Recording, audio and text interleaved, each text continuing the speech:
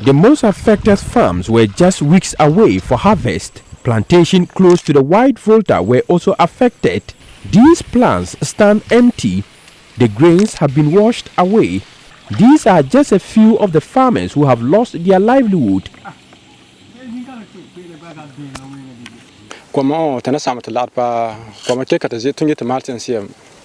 Like all other affected farmers, Akudbila has no insurance to cover his losses.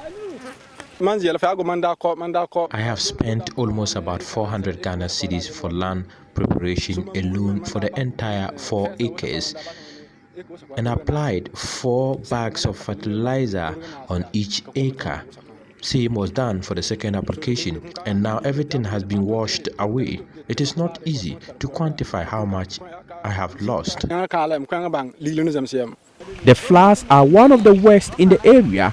Hundreds of victims of the devastation had been recovering from prolonged drought during the farming season. We are not going to get anything. This season there, it has finished because we can't show anything again. There's nothing coming out. There's nothing. We won't take anything.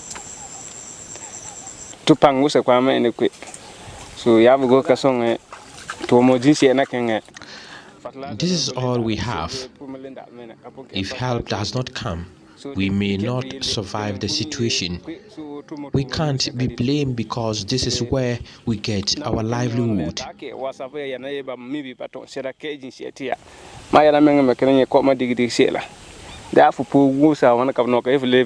These poor farmers depend solely on their farms, which have sustained them for years, paying their children's school fees and other bills. More floods are expected in the coming days, and these farmers want the government to intervene to save the situation. Mahmud Mohammed-Nurudeen reporting. Yo.